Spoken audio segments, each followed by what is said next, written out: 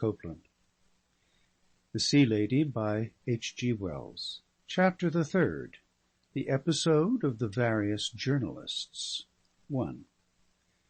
The remarkable thing is that the Buntings really carried out the programme Mrs. Bunting laid down. For a time at least, they positively succeeded in converting the Sea Lady into a credible human invalid, in spite of the galaxy of witnesses to the lady's landing, and in spite of the severe internal dissensions that presently broke out. In spite, moreover, of the fact that one of the maids, they found out which only long after, told the whole story under vows to her very superior young man, who told it next Sunday to a rising journalist who was sitting about on the leas maturing a descriptive article. The rising journalist was incredulous, but he went about inquiring. In the end he thought it good enough to go upon. He found in several quarters a vague but sufficient rumour of a something, for the maid's young man was a conversationalist when he had anything to say. Finally, the rising journalist went and sounded the people on the 2 chief Folkestone papers, and found the thing had just got to them. They were inclined to pretend they hadn't heard of it, after the fashion of local papers when confronted by the abnormal, but the atmosphere of enterprise that surrounded the rising journalist woke them up. He perceived he had done so, and that he had no time to lose. So, while they engaged in inventing representatives to inquire, he went off and telephoned to the Daily Gunfire and the New Paper.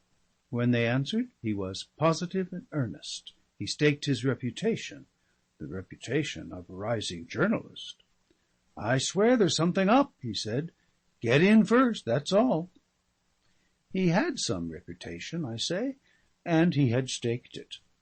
The Daily Gunfire was sceptical but precise, and the New Paper sprang a headline, "A Mermaid at Last." You might well have thought the thing was out after that, but it wasn't. There are things one doesn't believe, even if they are printed in a halfpenny paper. To find the reporters hammering at their door, so to speak, and fended off only for a time by a proposal that they should call again, to see their incredible secret glaringly in print, did, indeed, for a moment seem a hopeless exposure to both the Buntings and the Sea Lady. Already they could see the story spreading, could imagine the imminent rush of intimate inquiries, the tripod strides of a multitude of cameras, the crowds watching the windows, the horrors of a great publicity. All the Buntings and Mabel were aghast, simply aghast. Adeline was not so much aghast as excessively annoyed at this imminent and, so far as she was concerned, absolutely irrelevant publicity. "They will never dare," she said, "and consider how it affects Harry." And at the earliest opportunity she retired to her own room. The others, with a certain disregard of her offence, sat around the Sea Lady's couch. She had scarcely touched her breakfast, and canvassed the coming terror. "They will put our photographs in the papers," said the elder Miss Bunting. "Well, they won't put mine in," said her sister. "It's horrid. I shall go right off now and have it taken again." "They'll interview the dead." "No, no," said Mr. Bunting, terrified. "Your mother—" "It's your place, my dear," said Mrs. Bunting. "But the dead—" said Fred. "I couldn't," said Mr. Bunting. "Well, someone will have to tell 'em anyhow," said Mrs. Bunting. "You know they will." "But it isn't at all what I wanted," wailed the Sea Lady, with the Daily Gunfire in her hand. "Can it be stopped?" "You don't know our journalists," said Fred. The tact of my cousin Melville saved the situation. He had dabbled in journalism and talked with literary fellows like myself. And literary fellows like myself are apt at times to be very free and outspoken about the press. He heard of the Bunting shrinking terror of publicity as soon as he arrived, a perfect clamour, an almost exultant clamour indeed, of shrinking terror, and he caught the Sea Lady's eye and took his line there and then. "It's not an occasion for sticking at trifles, Mrs. Bunting," he said, "but I think we can save the situation all the same. You're too hopeless. We must put our foot down at once, that's all. Let me see these reporter fellows and write to the London dailies. I think I can take a line that will settle them." "Eh?" said Fred. "I can take a line that will stop it. Trust me." "What, altogether?" "Altogether." "How?" said Fred and Mrs. Bunting. "You're not going to bribe them?" "Bribe?" said Mr. Bunting. "We're not in France. You can't bribe a British paper." A sort of subdued cheer went around from the assembled Buntings. "You leave it to me," said Melville, in his element. And with earnestly expressed, but not very confident wishes for his success, they did. He managed the thing admirably.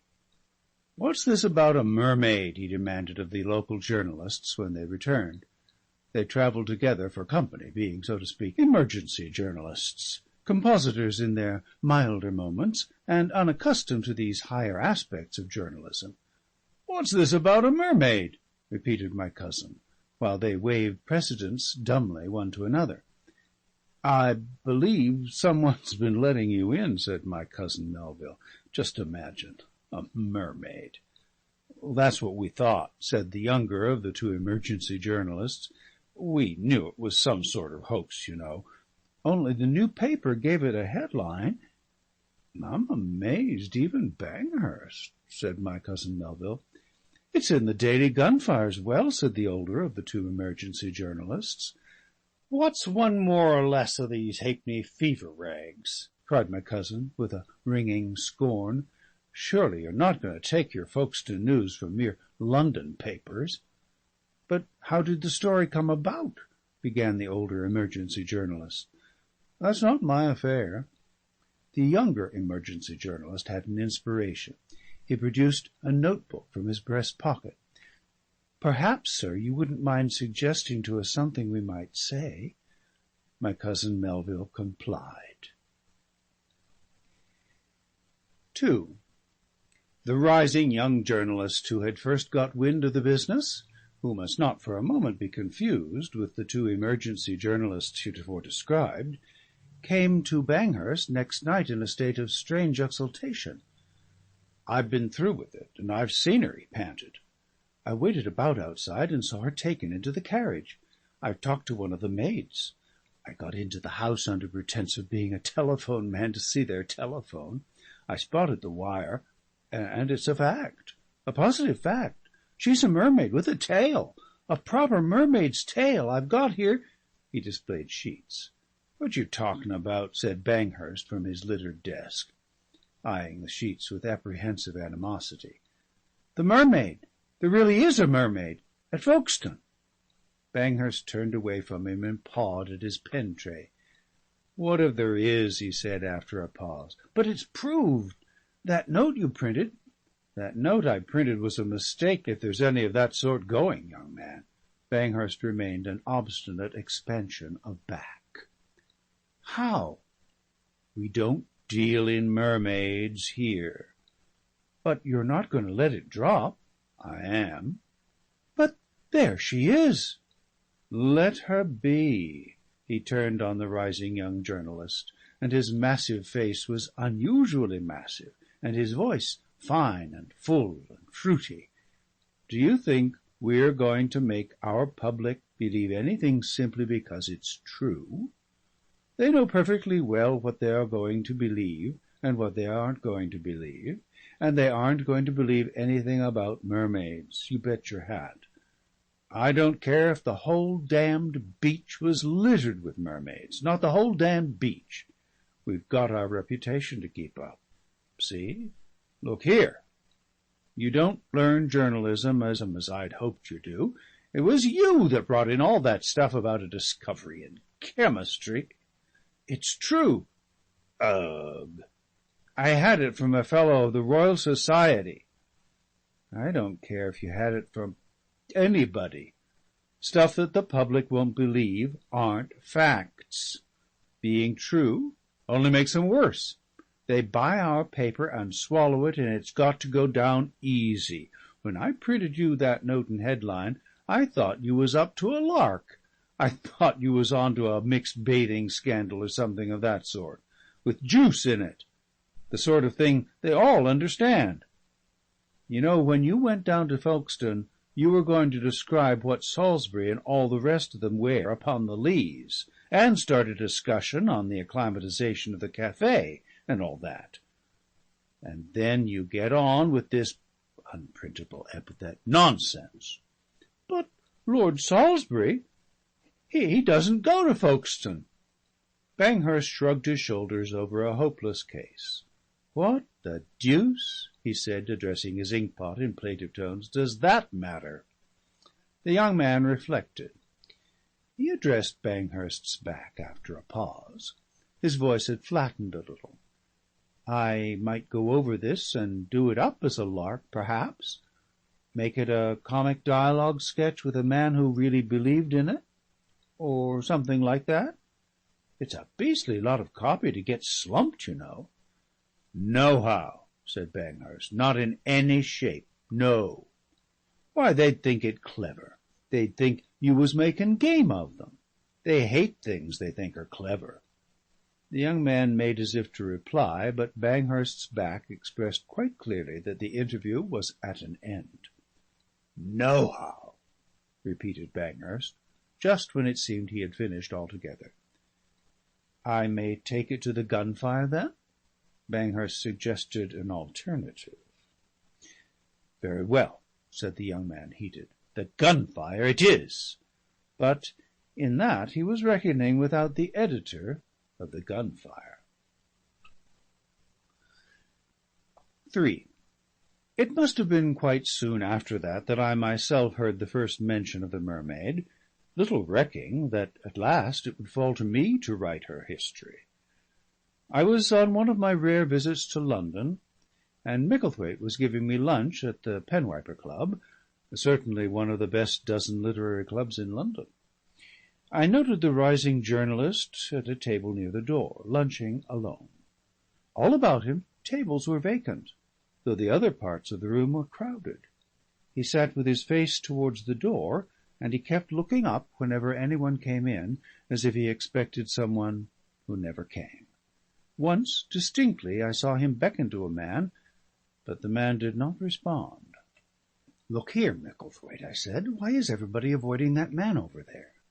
I noticed just now in the smoking-room that he seemed to be trying to get into conversation with someone, and that a kind of taboo—" Micklethwaite stared over his fork. "Rather," he said. "But what's he done?" "He's a fool," said Micklethwaite, with his mouth full, evidently annoyed. "Ugh," he said, as soon as he was free to do so. I waited a little while. "What's he done?" I ventured. Micklethwaite did not answer for a moment, and crammed things into his mouth vindictively, bread and all sorts of things. Then, leaning towards me in a confidential manner, he made indignant noises which I could not clearly distinguish as words. "Oh," I said, when he had done. "Yes," said Micklethwaite. He swallowed, and then poured himself wine, splashing the tablecloth. "He had me for an hour very nearly the other day." "Yes?" I said. "Silly fool," said Micklethwaite. I was afraid it was all over, but luckily he gave me an opening again after gulping down his wine.